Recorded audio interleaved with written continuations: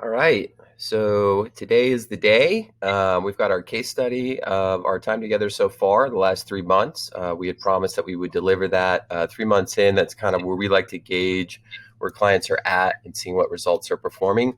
So to start, we're going to be showing you kind of like this is your folder, right? You've seen this. I think it's worked really well for everyone on the team, real-time collaboration. Everything is well organized within their given channels. We created actually over about 50 different types of documents with all the different strategies. There's also images and videos that have been uploaded there too. So nothing really new there. Just a quick review of how we went about doing content creation with you guys. It was really kind of Anna leading the Facebook effort and Kyle leading the YouTube effort. So this is the Facebook content creation process. Really, Anna would draft these in Google Slides. She would then send it to the entire team, get a final approval from me or Mike, and then put it into the content calendar in a weekly email, which we found worked really nice of not overloading you guys with too many posts at once, but saying, hey, here's what's going out for the week. And then Mike and I would just chime in if there was any feedback. So that was kind of our approval process. Going into what types of posts work the best. These are the two best posts that we saw. Anna created well over 50 posts, almost nearly 60 posts.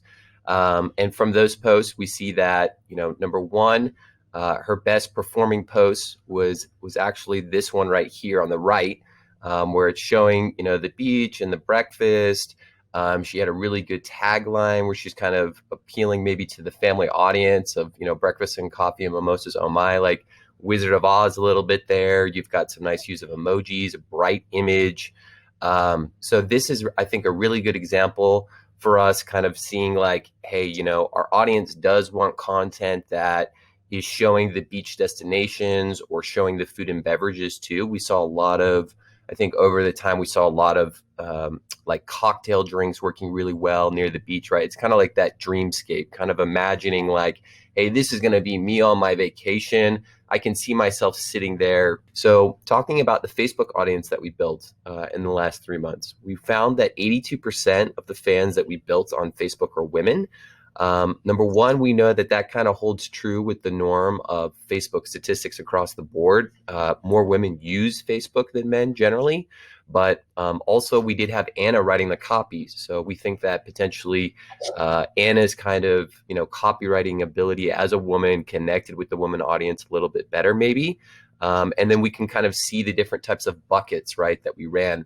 A majority of the fan base is actually just detailed targeting traveler interest. That's when we were going in, we were talking early stages about, what are the types of hotels that we want to target that people like on Facebook? What about the maybe kind of cheaper to mid-level airlines that we could target? We also targeted, again, people that liked food and beverages or like Mexican cuisine because we were promoting a lot of Mexico destinations. So large majority of that fan base is going to be from that audience. And we found that we can convert a fan with that targeting around 37 cents per like. That's pretty good considering the average Facebook fan is like 50 cents or more. So we're under the average. We know that this is a relevant fan base of people that have already engaged with other travel brands. So this is a good audience as a foundation.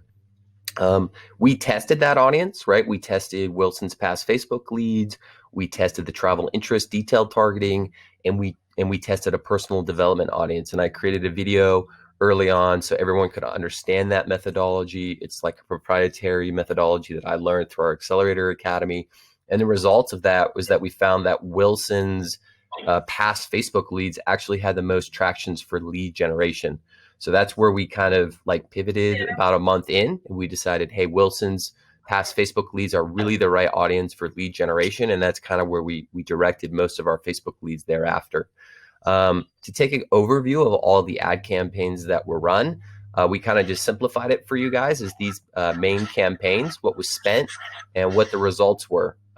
Things that stick out to me looking at this is that, you generated quite a bit of Facebook leads, using Wilson's past Facebook leads audience. Again, we also had put in that Thrive Union audience of our former client with personal development, and also the customer list that was provided to me by Mike. So I would really kind of look at this second area as kind of your main source of, hey, these are the ads that worked. These are the right audiences. you're looking at a cost per lead from that on average of $1.55, which is very good for Facebook. But we did get some feedback from you guys saying, hey, Benjamin, some of these are not quality. We can't get in touch with them. We've called them a lot of times. We didn't get any responses. Some people are forgetting about the forms that they fill out. So I think that is just something for us to think about to evolve this is like, how do we prevent you guys not, wasting time or having unqualified leads? How can we fine tune these a little bit better? And I think also it's a matter of setting up some retargeting campaigns, right? So we actually finally got your retargeting campaigns up to start last week because you have a big enough audience to do that. So Anna took the kind of the short video that Kyle had made for Save Now, Travel Later, and was just run retargeting campaigns to anyone that had visited your Facebook page in the last 3 months and anyone that had visited your websites in the past 3 months. And we see that if we run retargeting campaigns on Facebook from any of that, you're converting leads from that. Actually, you're converting leads at about $5.69. So, you may have paid $1.55 to generate the lead potentially. And then, you're kind of retargeting them and you're getting them in again at like $6. So, total you're getting like, $7 for a lead, maybe 2 times.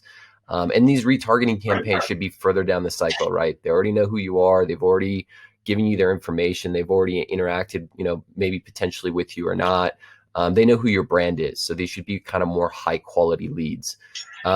Looking at kind of your ManyChat thing, we did test that out as like a free service for you guys. I wanted to show you what's capable with a chatbot. And we kind of talked about that on our last call of what are the benefits. One of the primary benefits that we see right now with chatbots is that they help to qualify leads better, right? So I think, evolving this again in the future is like, there's a ton of leads here. Maybe these need to go through a retargeting. Maybe these need to go through a ManyChat campaign. Re-engage those people. We don't need to allocate, your sales call center people to that time. We can automate those things and really kind of qualify them before they even get on the phone. Everything else on here we kind of already talked about as far as like the likes, again, detailed targeting, upwards of 40 cents. That's really good. And then the rapid fire testing, we saw kind of, what that turned out to be. Final thing that I would just take from this slide is that we found that Facebook lead forms convert cheaper than web leads. And that's how we kind of adjusted the strategy, right? So it's a lot cheaper. Web leads didn't necessarily convert to high quality sales. So maybe looking towards the future again, maybe it's focusing on this column right here, number 2, and then setting up some ManyChat and retargeting campaigns and continuing with that detailed targeting. And hopefully that those boosted posts and things like that will encourage some of those fans to start to convert. Looking at the likes campaign detail, this is kind of just the outline of the best performing one. I wanted to show more about what was the engagement behind the ad, because for me, I think that the human interaction with your ads is really important for like insight. So you can kind of see like what people are saying, right? Like a lot of people were saying like, I'll drink to this page. The drink looks good, lovely, yum, cheers. So, this ad performed very well because it's hitting to that human component. If I'm going to go on vacation, I'm going to have a drink, I'm going to be near the pool. It's not anything crazy, right? This wasn't like some crazy photo we took or professional photographer. I mean, it's a stock image, but it's just appealing to that human aspect. And then the call to action is really clear. Like our page to be amongst the first to know about historically cheap travel deals, so you're ready when travel bans are lifted. We didn't mention anything about coronavirus during that time. We were just appealing, being relevant and saying, hey, we know that travel bans are happening. Travel deals are really cheap. Become a fan of our page so that you can, take advantage of that opportunity. So I think that was kind of my insight from the best performing likes campaign. When you look at your best performing lead campaign, it was kind of this like, hey, at that time, about a month and a half ago, it was, travel bans are coming, things are going into the lockdown. It was that discussion we had about exploration, right? Just that human desire to want to explore, to escape, discover. So that's what we did in the first question, right? Ready to escape this summer once travel bans are lifted, right? We were appealing to exactly what the human desire is wanting. And then we got some interesting comments on that, right? And I think it's important to look at your negative as much as your positive when you're doing marketing, because if you can convert the negatives into customers, they're going to love you that much more. So like looking at some of these negative comments, right? Like there was a guy talking about, Italy, which is funny because in the Google ads, I saw some people looking for Italy vacation packages. Another thing is they wanted to see a contract. So adding a little bit more transparency, which was communicated to us a little bit early on of like, people don't know what the price was in Google Ads. So maybe showing that same thing in Facebook, just be transparent up front. Hey, the vacation package is $600. They don't have to see the contract, but showing that price. Another one was saying use a real travel agent. I thought that was interesting too, because like for me personally, I don't know many people using travel agents today, but that does, I think, communicate that people still do want to talk to somebody on the phone, which was a big change that we made, right? We started to go for sales. We were just driving people to book on Booking MVP, but then we decided, let's do some lead generation. Let's get people on the phone. People are concerned. They want to talk to somebody about all these things. It's all new stuff in this environment. And then just kind of our follow-ups of just like, replying back, giving us a call, kind of like leaving those comments and engaging with those and kind of guiding them down. So the best performing campaign, you're looking at, again, $1.34 per lead, but how high quality are those? I think is where we have room for improvement on that. And then just looking at the picture, right? It's the same thing. It's like by the beach, it's a nice cocktail.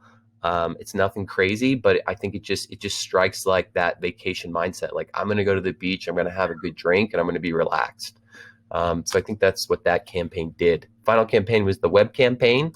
This was developed with the woman running on the beach, which I think works really well for Facebook, considering the fact that 80% of our audience is women. So it was kind of, again, that dreamscape for a woman of, hey, I'd love to be on the beach, running the beach and escaping. And then, looking at the image itself, it's very bright, it's very colorful, it's outdoors, and it's kind of like inspiring. And again, it's that call to action, ready to escape by the end of summer, right? So we started with an open-ended question. We're saying, buy now, book later. And then we actually had the link and saying, what's the benefit of signing up or visiting that link? So then looking finally at the ManyChat campaign, this is what Anna created.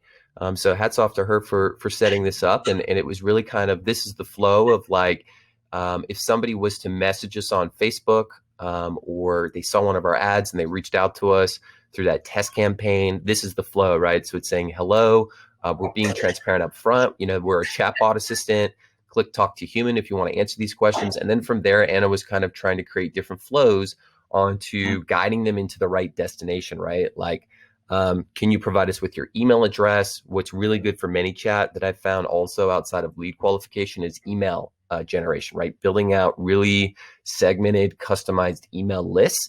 So getting those emails, then once you get the email, then guiding them through that conversation. That's all of this qualifying side. So it's like with ManyChat, I think as an evolution, you could use this to generate emails from your current, 2,000 plus Facebook fans. So when we can build you email lists, and if they're doing that, they're further down the buyer journey cycle. And then from there, it's like, preventing the time for your sales call center to have to ask them these questions. Maybe if somebody came in and they just said, hey, I'm not looking for a specific destination. I just saw your guys' website and, I want to see what you have available. So that's kind of what Anna did, is she said, let's break this down into like three main categories, beach, mountains, and city. And obviously right now we would probably want to be promoting more of the remote beaches and kind of naturistic mountain destinations. So that's what this kind of flow looks like. We only ran this for 7 days, so it was kind of more of a test pilot. I wanted to show this as a solution. And the final results were that we spent about $80 to get 54 subscribers. And we actually had 8 people that did live chat. And I think the importance of all those stats is just to look at the live chat, that there are people on Facebook that want to communicate with you right then. Like, they want now. They don't want to wait. They don't want to wait on a call center. They don't want to go to the website and fill out a form. They just want to talk to you on Facebook because they're on their mobile phone. 80% of people on Facebook, the stat, access Facebook on their mobile phone. So why not connect with someone on their most personalized thing that they carry every day with them, which is their phone, and giving them that ability to chat live if they need to through our ManyChat bot. So that's kind of the results of that. Looking at Facebook overall, we spent a total of $2,656 on advertising to acquire 559 leads based upon me looking at all the campaigns, looking at Google Analytics, on the conversions that we had. We had 3 sales that I saw that were confirmed by Mike via email for a total of around $1,100.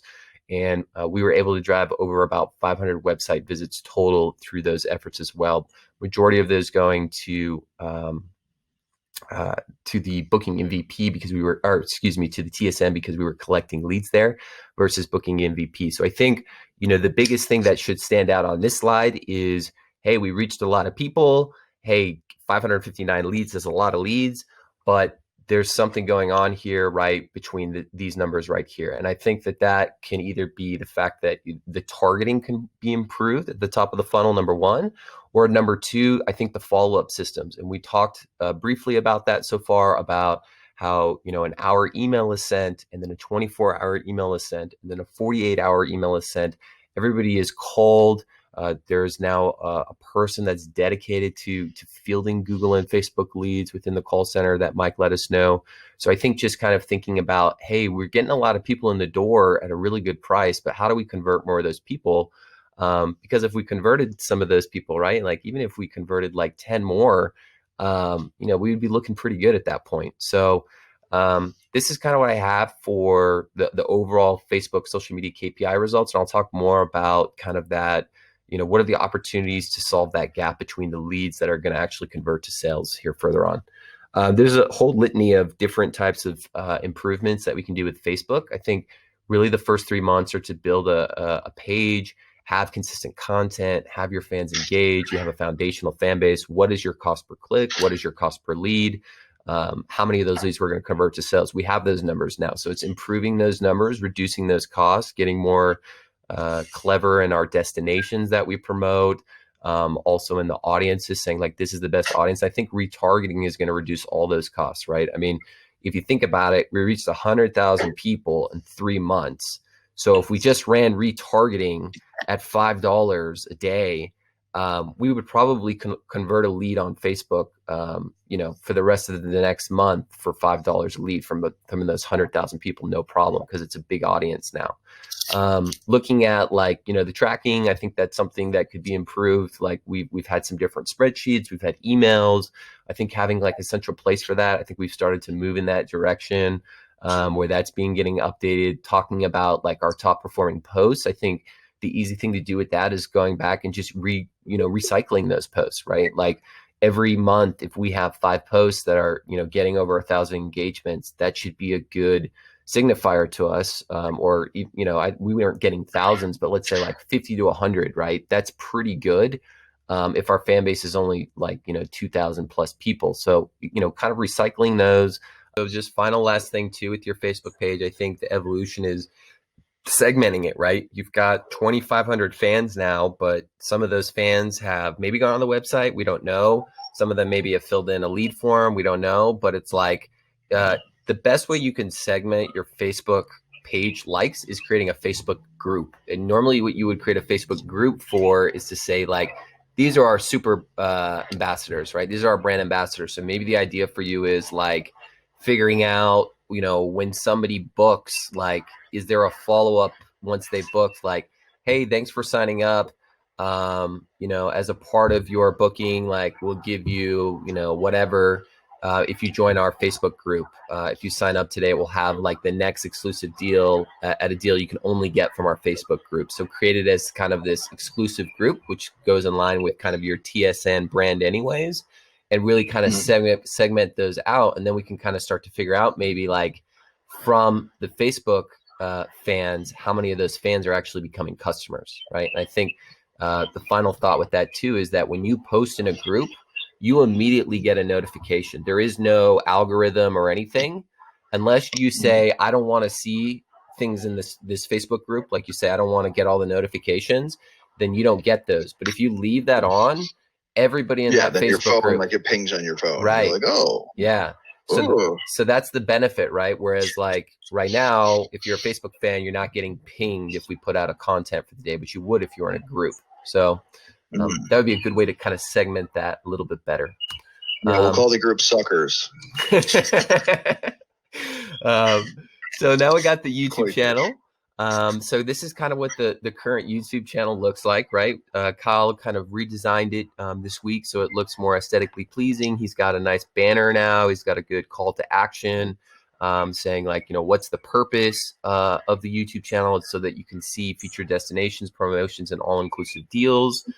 He's got a channel trailer now, which we just kind of took a shortened version of the coronavirus video that we created, and we took all out kind of the coronavirus mentionings and stuff, and just really went back to the key messaging of like, save now, travel later, go to remote destinations, be safe and practice social distancing as best as you can. And so looking at the overall channel, we've edited all the tags, all the titles, all the descriptions. We have a video database spreadsheet, so you guys can click into that and you can see any of the stats on any of your videos if you ever need to at any point. And then we used our two video tools that we use are TubeBuddy and vidIQ to make sure that those videos are being optimized. You do see normally with YouTube, like a video is not really going to be optimized in a month. Like me doing YouTube for a while now, I see like normally a video is going to get traction about 6 months in, and then you're really going to have some key insights. And I've seen some videos rank at the top of search results like within under a year if they do a good job at the right title, the right tags, and the right description. Last thing is looking at like how he's kind of organizing the channel, as you've got like 12 plus videos going now, is he's putting them into playlists, right? People do search YouTube to watch specific playlists.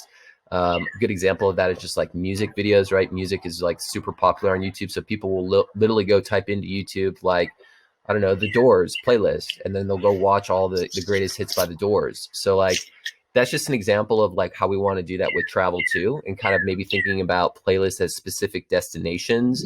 That also helps your videos rank with other videos. Now people are maybe, adding us to their playlist, right? They've got a travel playlist. They put our stuff in there. If we start maybe even adding in, maybe not our competitors, but maybe like travel influencers and start putting in some of their videos in our playlist, then now we're giving our opportunity for our videos to appear on their channels because they're in our playlist.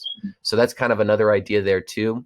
These scores down here. There's a ton of people who aren't really doing like they're not promoting travel as something they're selling, but they'll do like travel, like how to pack a luggage for like a weekend getaway, or right. how to do this or how to do that, or how to find the shortest line at the airport. I don't know. There's people who do like that kind of stuff that are trying to be like travel advisors or consultants, right?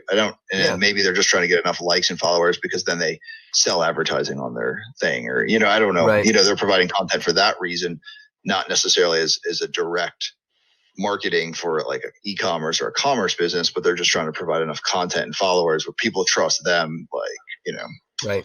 Yeah.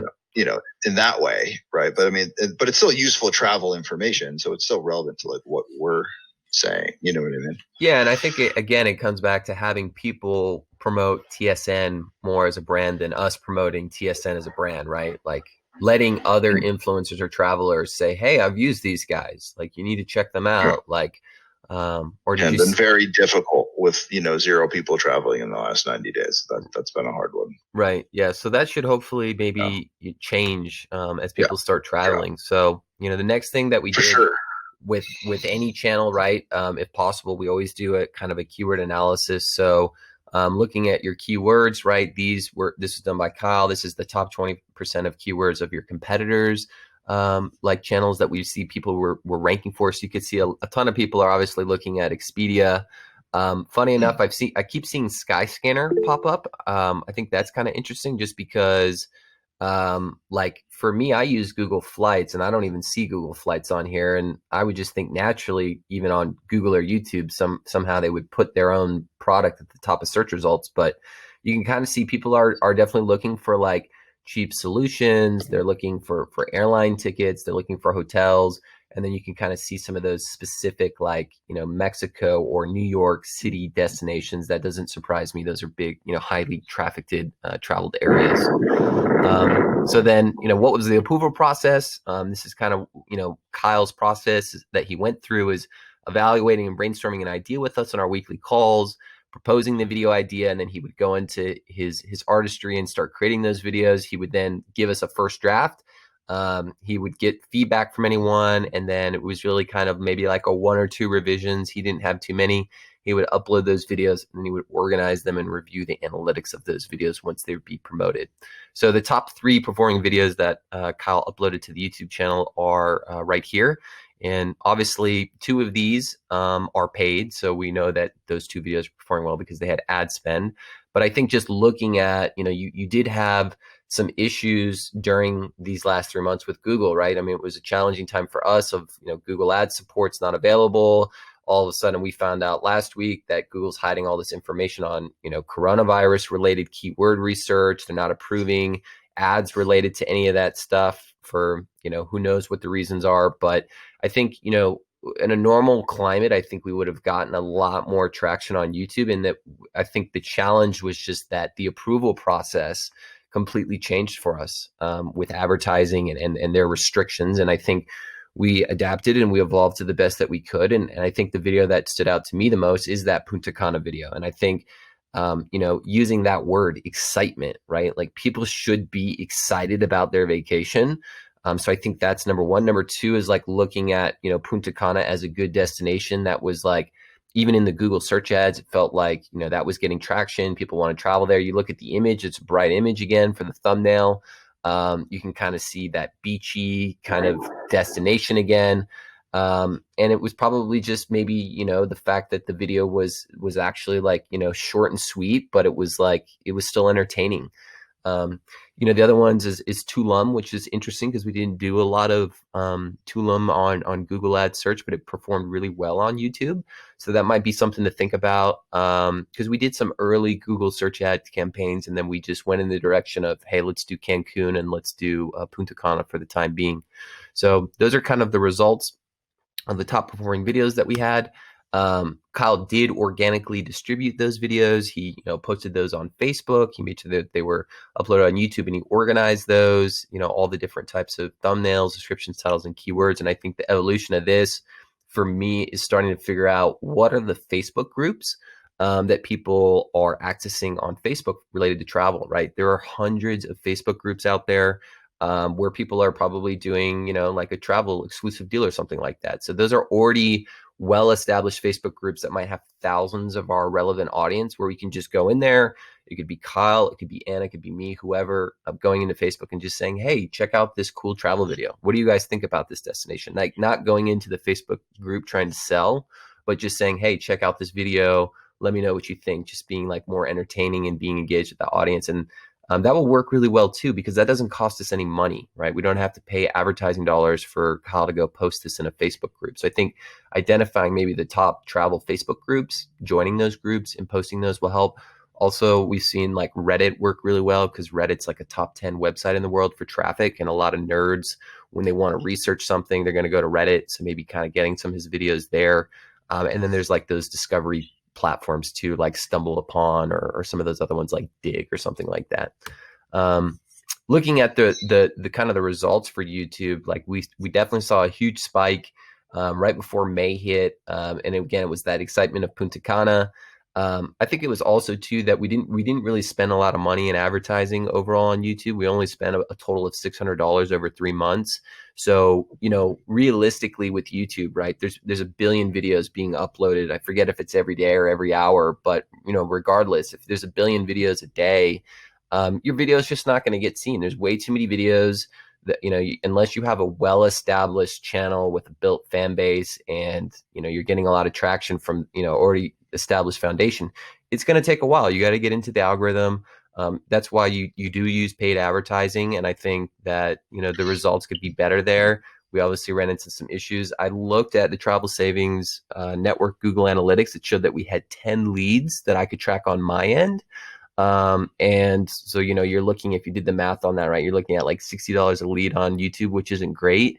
But, I think the other thing is too, is we didn't have consistent campaigns running. We would like run something for like 7 days and then we turn it off, right? Best practice, Facebook, Google, YouTube, always 2 weeks for any campaign. You got to give it time. You gotta let it get in the algorithm. You got to get data before you make adjustments.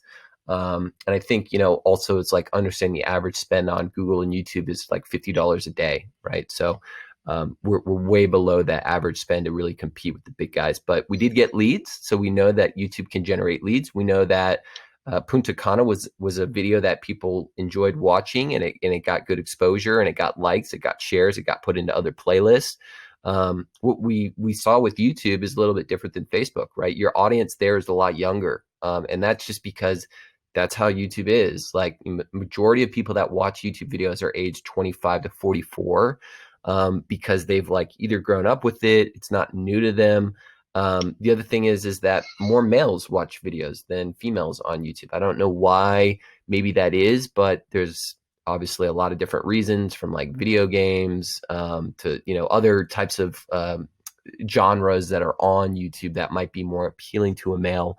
And then I think the final thing that stands out to me with kind of the lead generation is that, there was a high bounce rate when we did get those leads start populating coming in. So I think 83% is very high. We want to be in a bounce rate of about 40% or lower if possible. So I think the YouTube efforts with an increase in a little bit more of ad spend, trying to go back to the videos that worked, and making sure that the landing page is clear, and it's maybe more consistent, as Kyle talked about on our last call. Like maybe they see the YouTube video as an ad, and now they're seeing that same ad on the landing page, right? Consistent branding, easy consumer journey buying cycle where you kind of know what you've already seen in the ad. So these are the overall results. We were able to generate over 14,000 views, over 100 hours of watch time. People are watching our videos on average for 25 seconds, which is actually pretty decent. Total likes is 42, 15 shares, 30 subscribers, and we had 12 videos. So I think, the big thing I know, Mike, is you want to have each channel, you want to know what's the cost per lead, what's the cost per acquisition. I think just with YouTube, it was really tough again because of all the restrictions and everything. I would see this improving dramatically over the next 3 months if we looked, 3 months from now again. And I think for me, I think also I heard from you, you really want to get subscribers, and we just didn't run enough subscriber-oriented campaigns. We probably took more than half the budget to try to get leads because we knew that was your priority. So I think building that subscriber base will help with more leads, and I think you just have to have a couple more, subscriber campaigns. But the final thought is you were placed on almost 6,500 YouTube channels, and I think that's pretty awesome that happens. Like, you ran these you ran these in-stream ads, and like Kyle, his evolution for you with YouTube, like using what he already has, is figuring out if our YouTube in-stream ads ran over 6,000 different YouTube channels that already are well established. It's figuring out which one of those are relevant for us, right? Like I pulled up the example to Kyle yesterday, and we appeared on like the Dr. Phil channel a bunch, which I thought was kind of funny to me. I'm like, I didn't really think of Dr. Phil as like this major YouTube player, but apparently has 60 million subscribers on YouTube. So like, and most of them are probably crazy enough to buy something from us. Right. So it's like, I think it's trying to figure out within those 6,000 YouTube channels for Kyle, which ones do we want to play on? Which ones are other travel niches? Which ones are maybe more relevant to if we do have a women audience, or some of these women YouTube channels there that we could capitalize.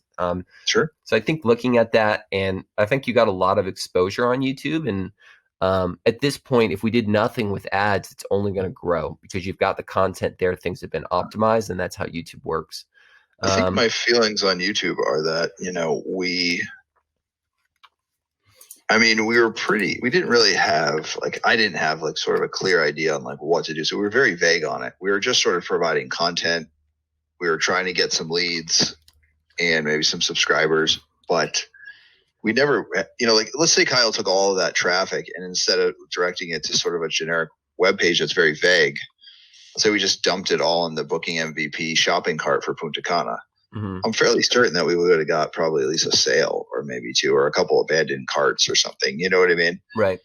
Now back then, maybe not, because the environment was different. But let's say today, like if we just dumped like all those 8,000 people that led them to like a redirect to like a shopping cart, I think we would have had financially probably more success than we had in the lead situation. Yeah.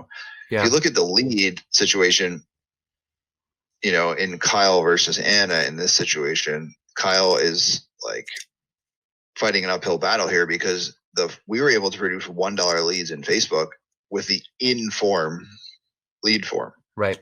But YouTube, we can't use in order to do that, you have to have like 1,500 subscribers or something. Right. Yeah. So that's a barrier to entry right there. Right. It's a barrier to entry. I think that establishes credibility too. But if we were able to take like Kyle's leads from YouTube videos, and then they were able to pop that up and get that like in YouTube lead form, you know what I mean? We probably would have got either, 3 times as many leads, or maybe our leads would have been like $20 a piece or something, one or the other. I don't know. It was like 8-1 on Facebook, and that was one campaign. So that's not a sample size. That's like whatever. But we do know that it's margin. It's significantly more expensive to go outside of Facebook than to stay in Facebook. Right. Now, YouTube, I don't know if it's $60 a lead to an outside website versus 3 cents a lead or $30. I have no idea, but I think we would have had more success probably in converting leads and probably in the cost per lead if we were able to use that sort of that in, like where, you click, the banner below, or you click the actual video itself and you get that inform lead form, Right. I mean, that's always useful, obviously. And it's certainly an instant credibility. So people are a lot more, oh yeah, I'll fill this out or whatever, not to whatever.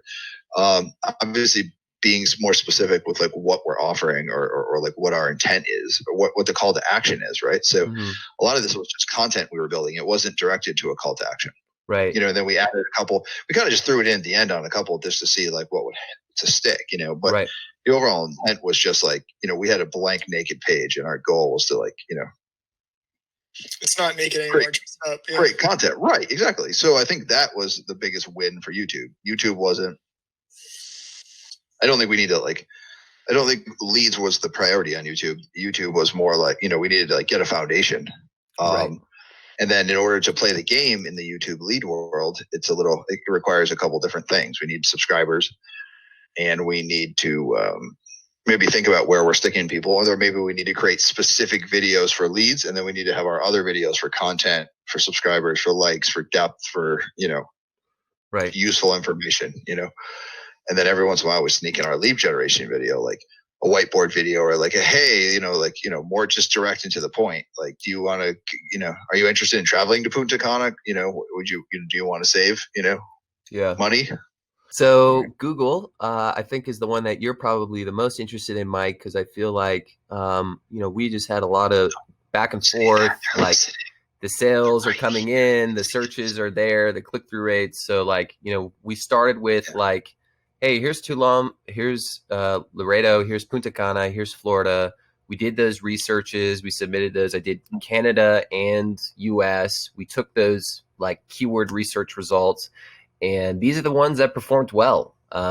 We had some like issues with tracking, which is like, again, me struggling with, in an average world, I would be having no issues with tracking because I could just call Google, but I wasn't able to call Google.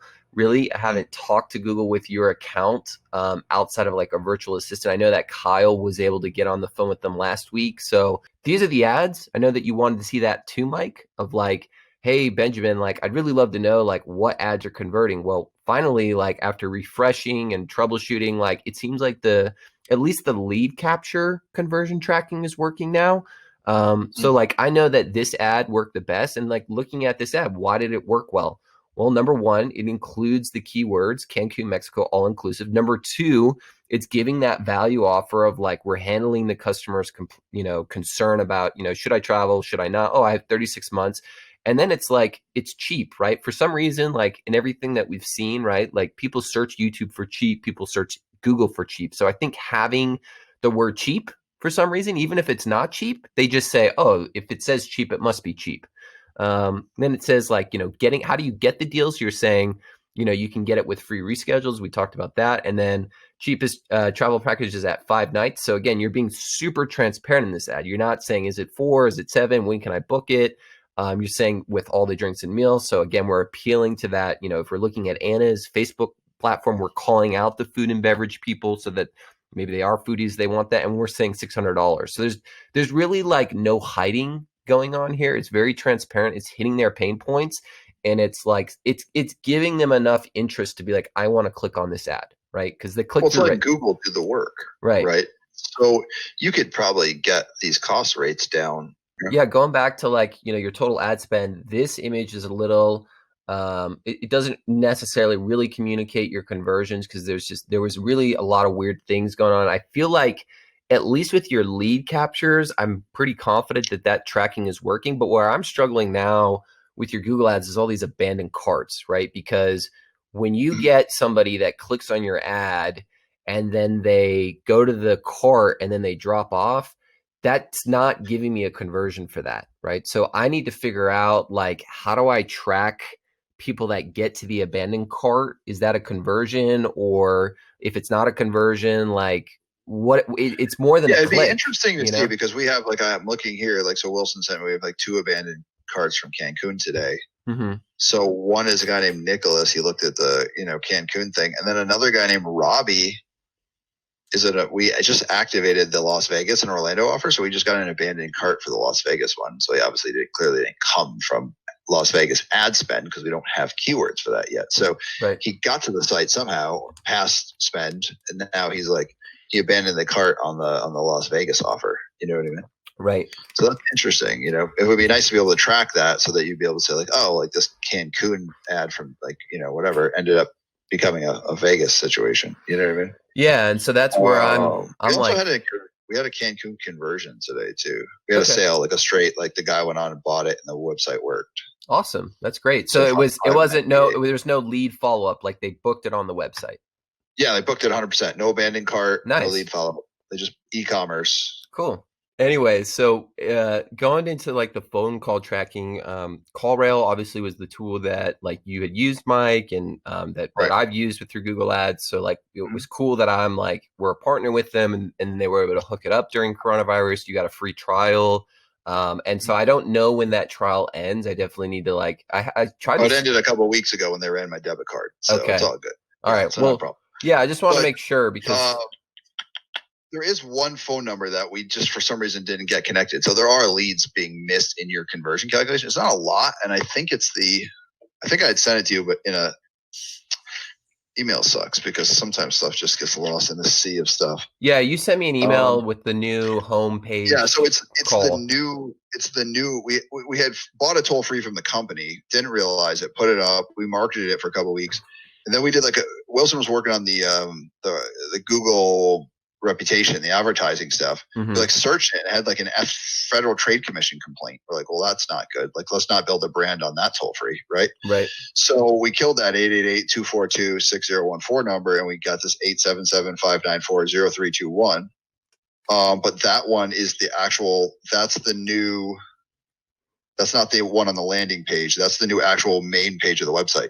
Right. So if someone gets dumped into the shopping cart and then they're like, oh, like, you know what, I'm just going to go to the main page because they can't go back. But if they just go to Booking MVP now, they're going to see that number, or let's say they save it for tomorrow, then they come back or something. They're not getting CallRail on that, Right. So we're not getting credit for those. Yeah. So I sent them an email, but they were like, they're like, no, the card went through. It's fine. Don't worry. Don't reach out to us anymore. We're good. Yeah, I don't know. It's just something like they're very like they're better. Like I'm supposed to have like agency support, but I think she was on holiday too. She had like her out of office. I think she just got back today. So like, let me follow up on that because I did email her about it. There's probably like it's not a lot, maybe 5 or 6 calls in the last few weeks that we didn't include in the numbers, or that would not a huge thing, but just a little bit. Yeah, well, it's good to know. Like, I want to get the tracking as good as I can get it and like quantify like spend so that I can give you like, all right, this is the CPA for phone call leads and things like that. But I think, the big win for CallRail for you is just, the fact that we know that it works. Like it does track keywords. It hasn't been 100% proof, but I do have like data like showing this. The other thing I just want to approach in the right way with you is like, are you listening to these phone calls? Because they do have the recording feature where you can on CallRail. On CallRail. I've listened to some of them. Yeah. Yeah. I've also been disappointed. We just finally got all the routing like internally done to get it to the right person, and we changed their hour so that he's there at 9 a.m. Right. Because like half of our phone calls are going to like this like horrible hold music. So like we'll get with you soon and blah, blah, blah. So that's going to be fixed too. We're going to be like, thank you for calling. It just has to be specific for Booking MVP. It has to have a more professional sound. Right. And we need somebody like answering the phone more often. You know what I mean? Yeah. So I got him in there earlier now because I know a lot of the calls do come in the morning. Right. Our best lead pound for pound right now has been the call-ins, obviously. And they always will be. That goes without saying. Right. And the fact that like half of those calls have dropped.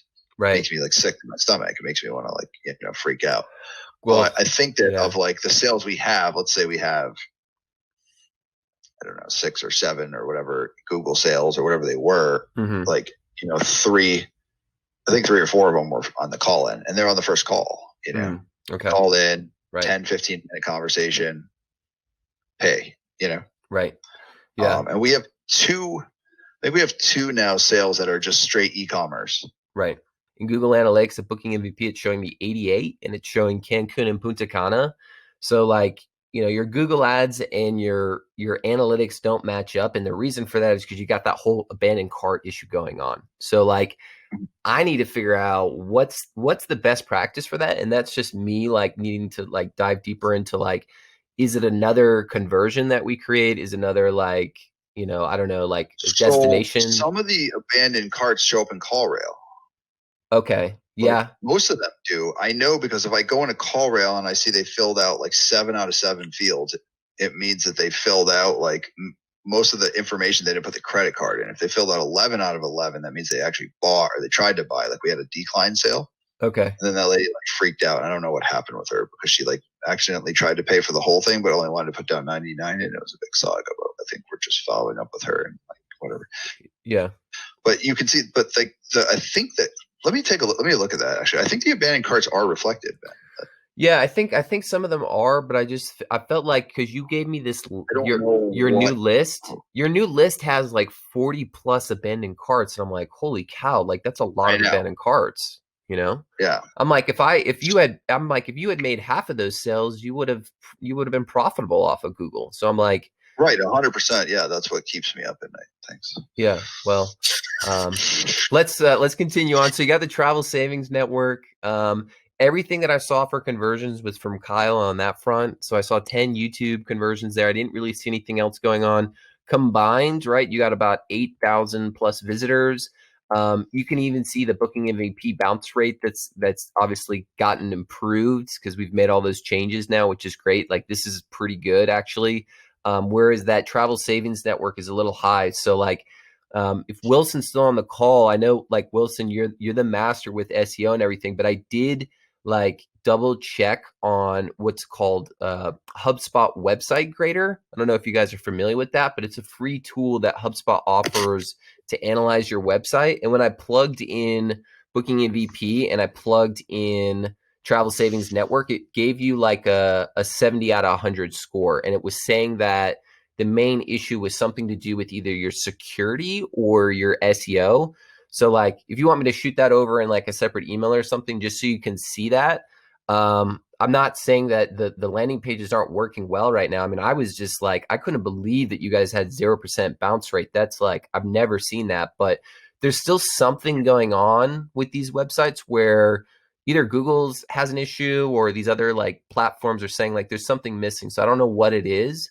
But I just want to like bring that to your attention, and then like this is kind of the final results. Sure. I mean, building these websites is just like everything else. We're starting from scratch, so it's a process.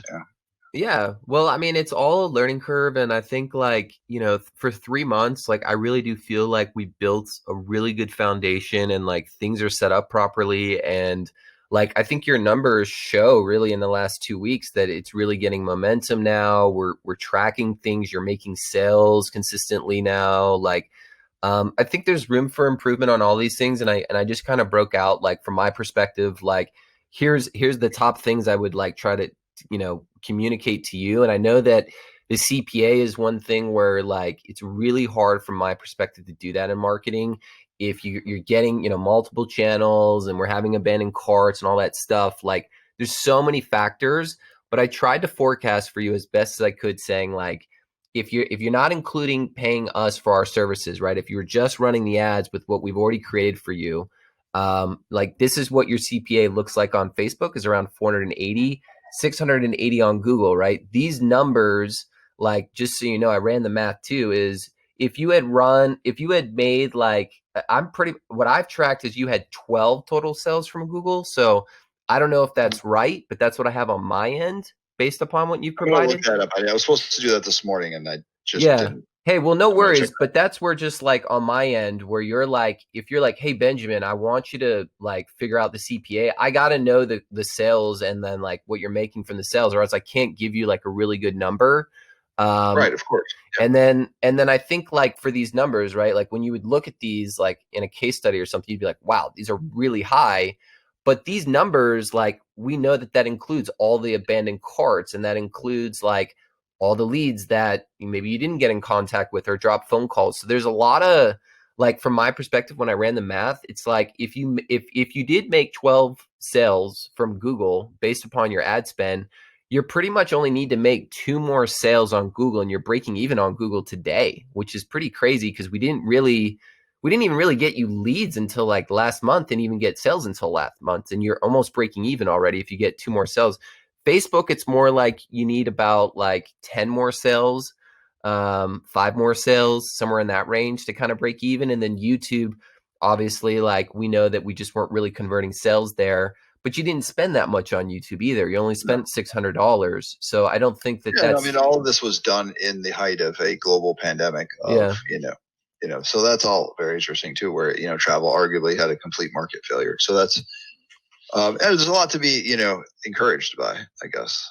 yeah. And so, I mean, I would just end it on that positive note of like, I think the results that we got you, given like the climate, were pretty good in my opinion. I think that you have success things, even if you decided to go do this on your own. Like, we really given you the roadmap to be successful here. And I think looking towards the future, like, I've talked about like all of the suggested improvements and things like that. So like, for me, like, just so you know, like with any client, like, I do want you to profit from your ad spend plus our services. So like, that would be the future, is that each channel is actually, profitable. You're not breaking even. You're making money from the channel.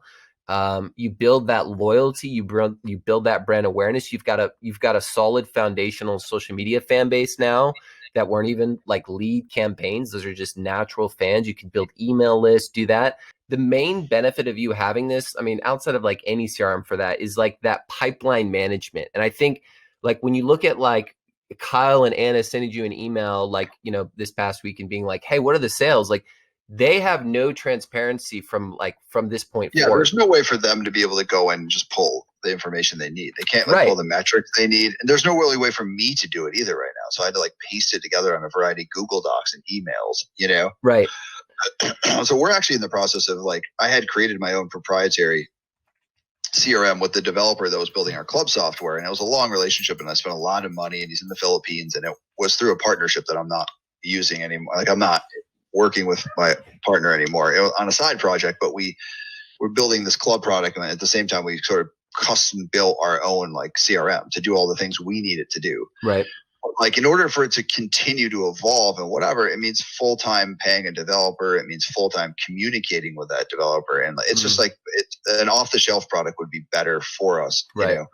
So Wilson and I are working now on, we've started building a CRM because Booking MVP needs an interface and a CRM on the back end to begin with, right? Because it's getting automatic stuff. So it's already using a database. So I have a lot of different needs within my business. So I'm trying to find a way where I can get everything into one thing. I have call center sales, and now I have online sales.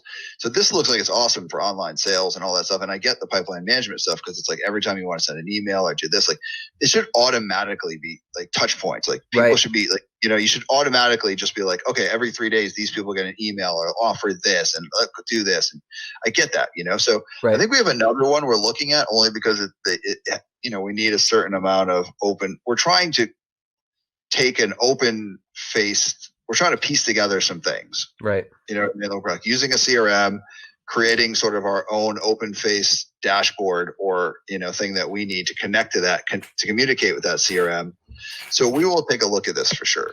Yeah. You know what I mean? Yeah. And they have a free trial too. Like, if you guys want to just like, go into it and like, yeah, no, I get it. Yeah. We have to get to that. Like, unfortunately, Wilson and I have been so busy with like, just like his pipeline, the development stuff. Like, it takes so much time to do this stuff. So the final last thing is like, travel influencers. We kind of hit on that. I have a little video in here if you want to watch it, where we built that list for you. So I think that's, kind of the last final, maybe, in the future, maybe potential thought process that might save you more money than advertising. And that's our team. That's the case study. I know this has been a long call, but I really have enjoyed working with you, Mike, these last 3 months. And I don't know if Anna and Kyle have anything else to say, but we want to keep this going, man. And I think we can do great things working for you. I think my biggest thing is just we got to figure out those middle of the funnel, bottom of the funnel things. And if we can figure that stuff out, man, I think we'll be in a good shape. My plan is to continue to work with you guys. So I don't know, like it's just kind of like this weird like energy from Ben today. Like, are we breaking up? Are we not breaking up? But it's not like, I don't know. So my plan would be so Ben, I'm gonna call you. Are you available tomorrow on your calendar? Yeah, you have that link still? Yeah. So I have that. So like maybe I'll grab a time and I'll just give you a call because I wanted to just go over some things. Okay. Nothing bad. I just wanted to talk about like I guess what's in the contract, what's not in the contract, services, maybe what we could do. Because I think in the evolution in the last 90 days, I'd like to put. I don't know if we want to use TSN to redirect travelers to Booking MVP, or do we want to spend time working on building, some of the Booking MVP social media, because that's such an intricate part of the online commerce thing. Right, and I'm getting a more clear idea, I think, on how things need to be, and I know that if you're going to be in online commerce and you're going to sell things online, we're going to need. I mean, Wilson threw up the YouTube page and it looks good. And we have a Facebook page and that's all good, but we don't, so it's hard there, right? Because we need to tie everything together. And that's going to be, in order to be successful with Google and successful selling things online and to get those abandoned carts to be, paid in full carts and to automate that process and get to that 100, sales a day type thing, we're going to need social media presence. We're going to need, supporting YouTube. We're going to need supporting Facebook. We're going to need those testimonials on Facebook. We're going to need the links on the, somewhere maybe in the shopping cart, there should be links like check out our social media, right? That's credibility, right? So, and we're going to need to build that. So that's the sort of thing. So I wanted to try to kind of like hash that out tomorrow. I'm going to kind of digest this. Yeah. And then I'll give you a ring and we'll just kind of figure out what makes the most sense for us.